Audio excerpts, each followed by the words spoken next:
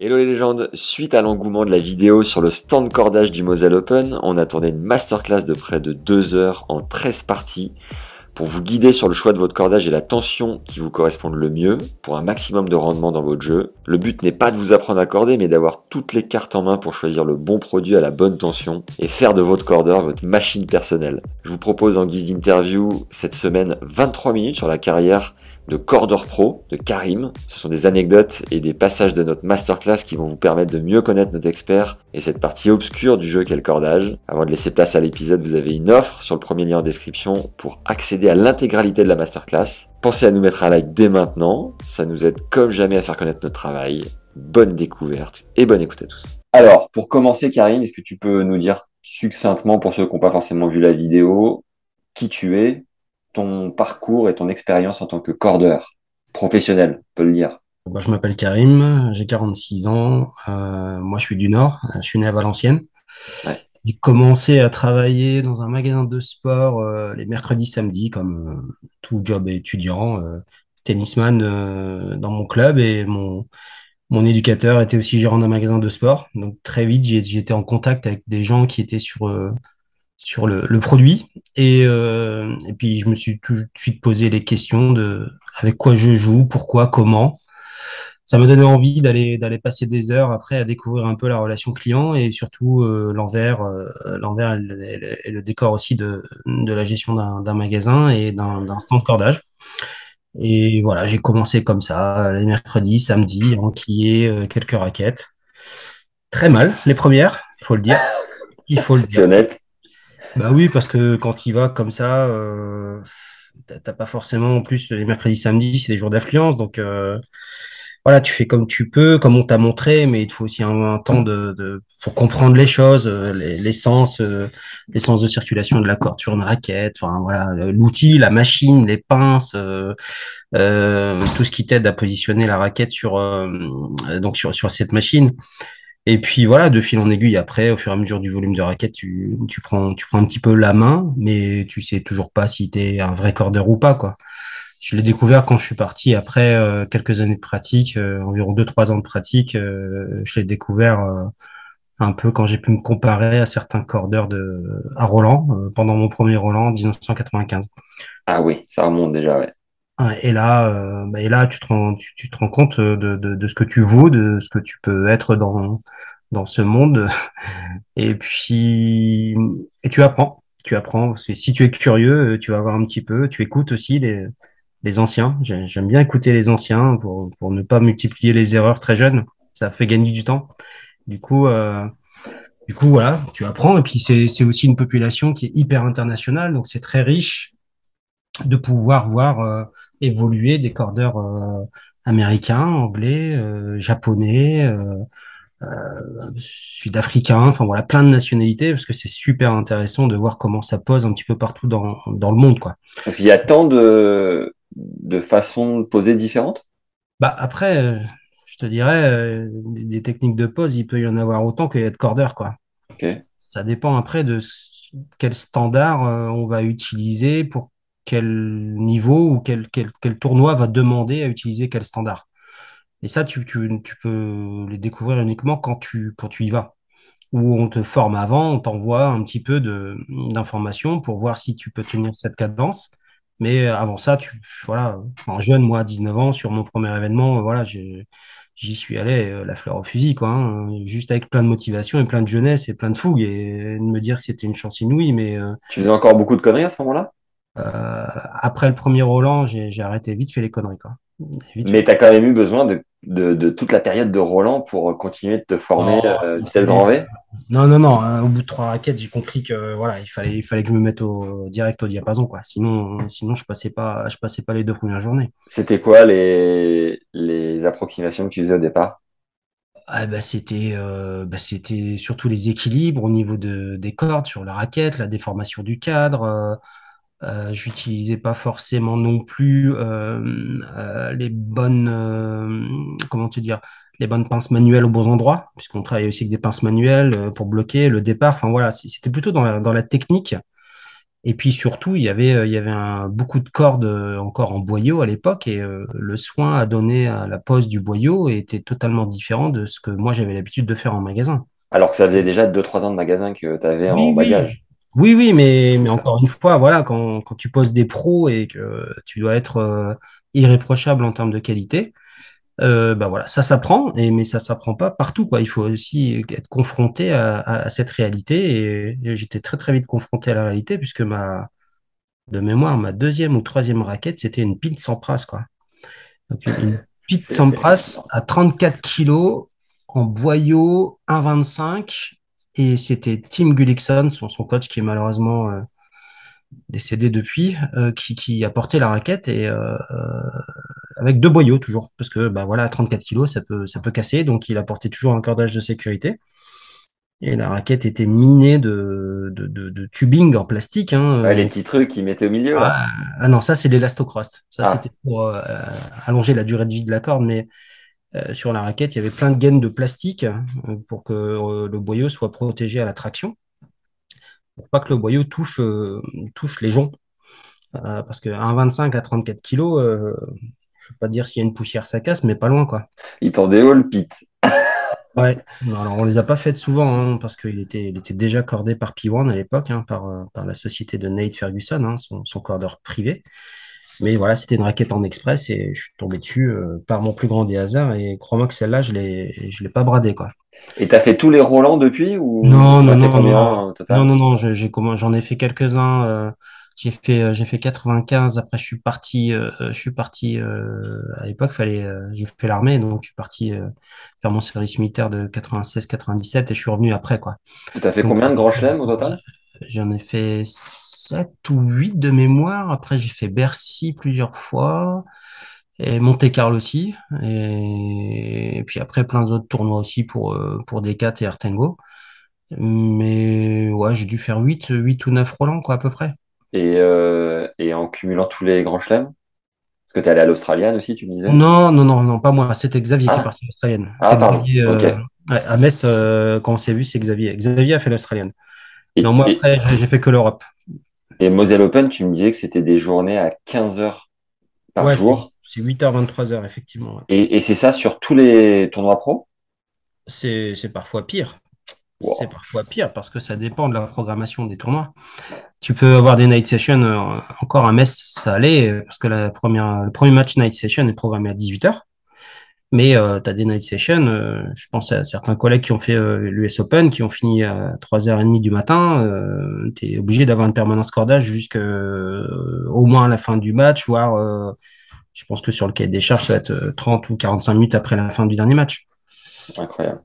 Non, ça peut durer très longtemps. Mais bon, là, les équipes sont plus grosses, hein. Il y a sûrement des roulements au niveau du desk et peut-être aussi des roulements horaires au niveau des cordeurs pour pouvoir assurer en fonction de la programmation des amplitudes plus tardives. Et juste pour terminer ton intro et parfaire la connaissance de qui tu es en tant qu'expert cordeur, comment tu fais pour encore, si c'est le cas, prendre du plaisir aujourd'hui à corder après tant de raquettes, tant d'heures passées, tant de cordages passés entre tes mains? J'ai vu tes mains sur le stand qui sont un peu attaquées, même sérieusement attaquées. Où est-ce que tu continues de prendre du plaisir dans cette pratique? Bah, tu sais, c'est la passion de l'excellence, quoi. Tu vois, moi, ce qui m'anime, c'est toujours faire le job à la bien et du mieux que possible pour aider le tennisman, qu'il soit professionnel ou que ce soit mon client en magasin. Ouais, Et je me suis toujours servi de ce que j'ai appris sur le niveau pour l'appliquer après en local ou même quand je formais aussi, puisque j'avais la responsabilité de former tous les cordeurs chez Decathlon et tout ce que j'ai pu apprendre sur le haut niveau, voilà, je l'ai dégrossi après dans les grandes lignes, mais pour que ça serve, que ce soit utile.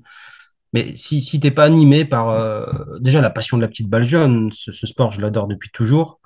Et voilà, mon moyen à moi, j'ai pas été tennisman professionnel, mais j'ai voulu être proche de ce milieu par une fonction ou tu sais un métier qui soit utile à ça. hmm, Donc voilà, ma première des passions, c'est ouais, c'est cette petite balle jaune. Puis après, tu t'animes sur des critères personnels d'exigence. Et puis, bah voilà, après, si tu as envie d'y aller, tu y vas et tu te donnes les moyens d'y aller. C'est pas mal d'investissement, mais voilà, ça en vaut la peine quand tu arrives à satisfaction, quand tu as des joueurs top 10 qui te disent merci avec leur coach, les entourages qui sont super contents à la fin d'un tournoi. Voilà, c'est ça la satisfaction. Mais aussi, tu peux te dire, voilà, ce que j'ai proposé était qualitatif, donc ça peut resservir à d'autres. Et aujourd'hui, tu as la double casquette, c'est ça? Entre cordeur sur le circuit pour Artengo et pour Artengo pour penser les produits, tout ça, tu peux nous expliquer? Ouais, j'ai une double mission. Je suis responsable des partenariats techniques depuis D'accord. plusieurs années. Depuis 2 ans maintenant, je suis aussi ingénieur essai terrain. Donc, je vais contribuer à la conception des produits en organisant tous les tests terrain utiles à la validation des futurs produits. Pour rappel, vous avez une offre dans le premier lien en description pour accéder à l'intégralité de la masterclass cordage et tension parfaite. Karim gère plus de 40 joueurs pro et semi-pro, il sait de quoi il parle. Ce segment du jeu peut permettre d'aller chercher 2 classements en ayant le parfait rendement entre cordage et tension. Allez, on retourne à l'épisode. Tu gères les partenariats, t'as dit? Attends, t'as commencé Les par quoi? partenariats techniques, ouais. Partenariat technique, c'est-à-dire? Bah, tous les joueurs qui sont sous contrat Artengo D'accord. en France. On a un petit groupe de 43 athlètes Ouais, quand même. que je gère. Donc ça va du très très jeune. On a je pense, le meilleur moins de 8 ans en France. Énorme. Jules Henel, tu peux le trouver sur Insta. Et c'est le fils de Jérôme. Exactement, c'est Jules. Excellent. Très bon. J'ai les deux enfants sous contrat, Jules et Clément. Et voilà, depuis quelques années, on a animé aussi une stratégie de partenariat technique qui nous sert aussi dans la conception et le développement de nos produits.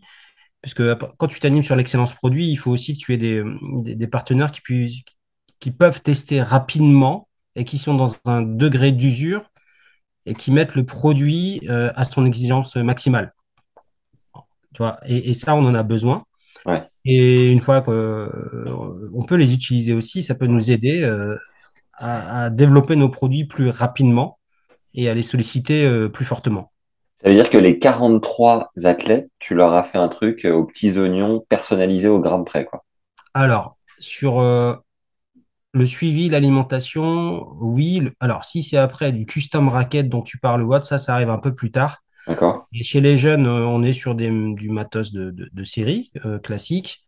Et à partir de -4, -15, là, on va commencer à customiser les raquettes pour les adapter sur toutes les spécificités de poids, d'inertie et d'équilibre. Et là, on va travailler avec notre partenaire customizer. Et sur les tensions, pour Ouais, je les accompagne tous aussi sur le choix de cordage, bien sûr, pour que ce soit cohérent. C'est la base. Si je les prends en yes. contrat et que je leur casse le bras, Ouais, bien sûr. Pour recentrer sur l'intro de cette masterclass, est-ce que tu peux nous faire un état des lieux du cordage, à savoir rapidement, hein, sans remonter à 1800, mais d'où on vient et où est-ce qu'on se dirige pour savoir un peu tu vois, les grandes lignes. bah, ça, c'est une super question, hein. D'où on vient, l'histoire nous l'a dit déjà, hein. On vient de. De Pitt à 34 en boyau Ouais, qui non, casse mais à la poussière. je vais te dire plutôt dans les grandes familles, on vient du boyau. Ouais. On vient du boyau, de moutons, de bœufs, de vaches. Maintenant, c'est l'intestin de bœuf et vache hein, pour faire les cordes. On est passé au synthétique après, donc tout ce qui était les nylons, on a tous connu les nylons fluorescents dans les années 90. Et là, après, on est arrivé sur des aires un peu plus chimiques, on va dire, avec du polyester, du Kevlar, des composants comme des aramides, du ribon, enfin voilà, plein de composants qui sont arrivés. Maintenant, où on va, franchement, je pense qu'on va vers une responsabilisation déjà de toutes les boîtes qui font du cordage. Et je pense qu'on va aller dans un écosystème cordage beaucoup plus concentré sur le recyclage, sur des actions positives pour la planète. Et après, je pense qu'on est arrivé aussi dans le jeu, on a trouvé des limites en termes de prise d'effet, de résistance. Pour l'instant, il y a personne qui a encore trouvé le cordage qui propose tout, quoi. Qui Mm. propose le top confort, le top puissance, le top tenue de tension, le top prise d'effet. voilà, le top avantage produit multiple, il n'y a personne qui l'a trouvé. Euh, alors, où on va? C'est une super question. Je voudrais bien que certains de tes followers apportent une réponse à ça. Je suis preneur et puis on interrogera un petit peu des chefs de produits dans plein de marques pour voir un petit peu s'ils ont des insights à nous donner. Mais toi, moi, j'ai pas la réponse là sur le où on va. Je Ouais, pense qu'on est arrivé à un stade où on est pas mal déjà. On est pas ouais. mal, mais voilà, on va avoir besoin d'éco-conscience quelque part. Donc le moment où on sent qu'on a trouvé la pépite, c'est un mix de quoi, tu dirais? Un mix d'euphorie, quoi. C'est un mix, c'est un mix où tu as joué chaleur avec tout, mais parce que parfois, ouais, non, mais je déconne, hein, mais l'euphorie du test, on l'a tous eu, quoi. Mais je veux dire, pour moi, je sais, je sens les choses ou je pense que les gens vont sentir les choses quand ils auront un pourcentage de réussite dans tous les coups de leur tennis plus favorable avec tel matériel qu'avec un autre. C'est ce que tu me disais sur le stand, ouais. Il y a que ça il y a que ça qui paye sur le cours, quoi. Tu me disais, on va chercher, si on fait des tests ensemble, on va chercher à optimiser chacune de tes frappes. Bien Ça qui est sûr. fou. Chaque coup, chaque coup, parce que voilà, je sais pas si toi, tu es plus agressif côté coup droit que côté revers. Mais bon, peu importe, parce que je vais te mettre la même corde des deux côtés. Ça, c'est bête, quoi, tu vois. Moi, Ouais, je suis pas comme quand je posais des revêtements en magasin où je pouvais te mettre une face noire, une face rouge. J'aimerais bien faire ça au tennis. Ce serait vachement ouais, cool, quoi, tu vois. ouais, ouais, tu m'étonnes. Ça, on peut pas faire ça au tennis. Donc, on va aller essayer de renforcer encore plus les coups forts, mais aussi d'élever un peu le niveau des coups plus faibles. Mais c'est surtout de la confiance qu'on va aller chercher en soi. Et parce que la confiance va être éveillée par les sensations qu'on va donner aux joueurs. Hmm.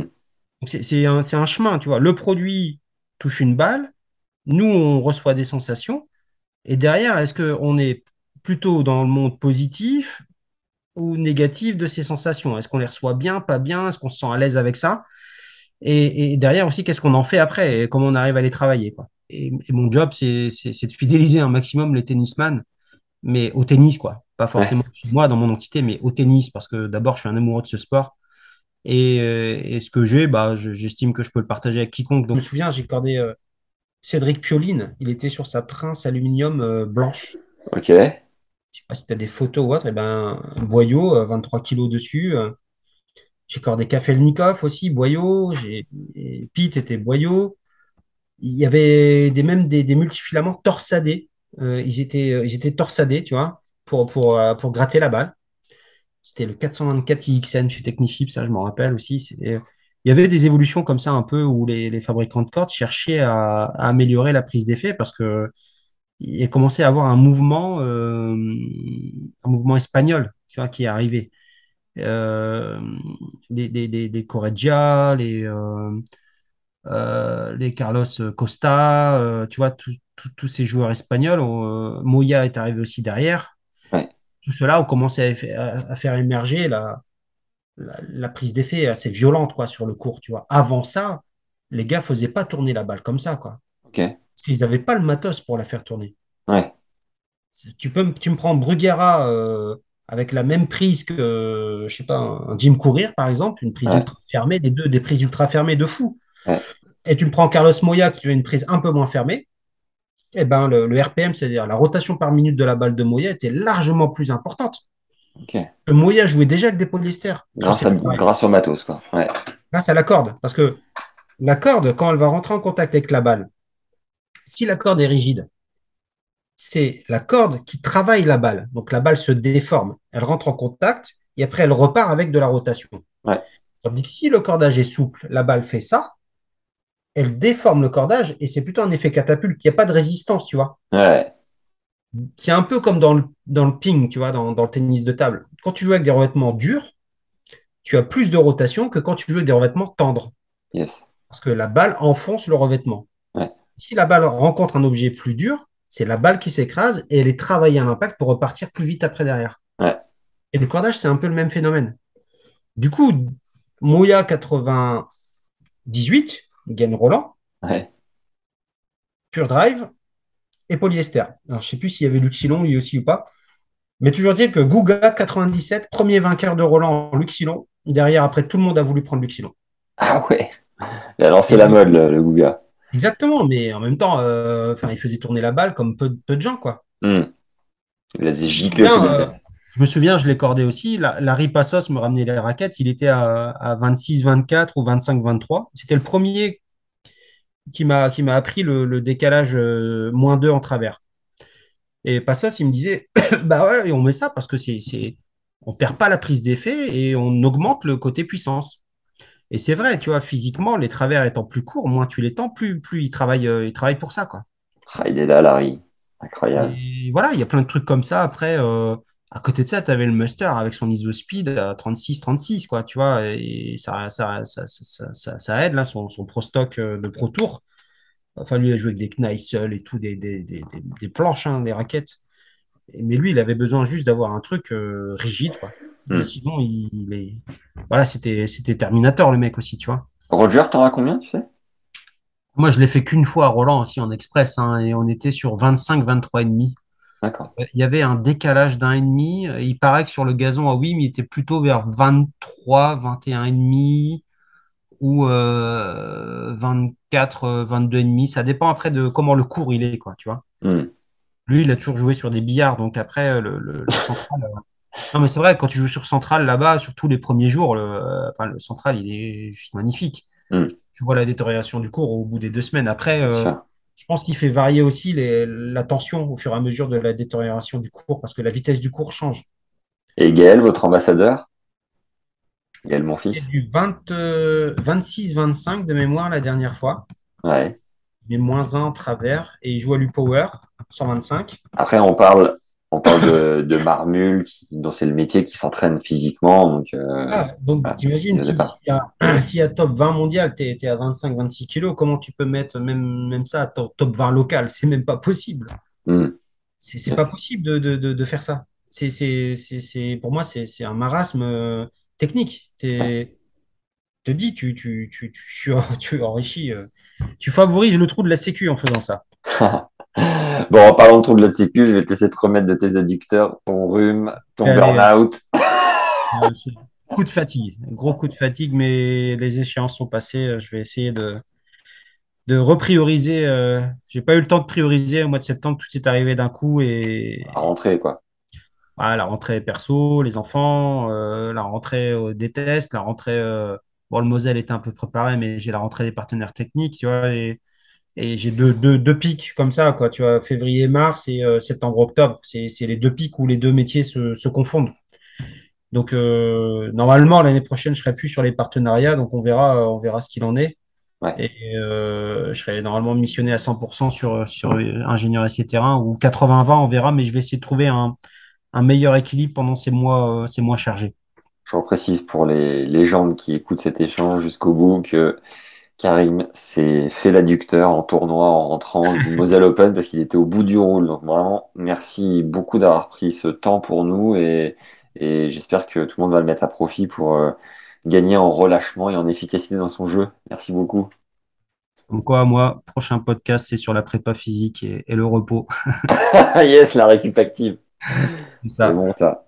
Bon, un grand merci Karim De pour ton rien, avec temps. plaisir, Max. Et j'ai hâte de voir un peu les commentaires, réactions de tous les followers de Tennis Legend. Et puis, on se mettra à dispo aussi pour réagir et apporter des précisions s'il y a des questions, Eh peut-être. ben, avec grand plaisir, envoyez-les nous et on reprendra le temps s'il y a besoin. Un grand merci encore. À très vite, Karim.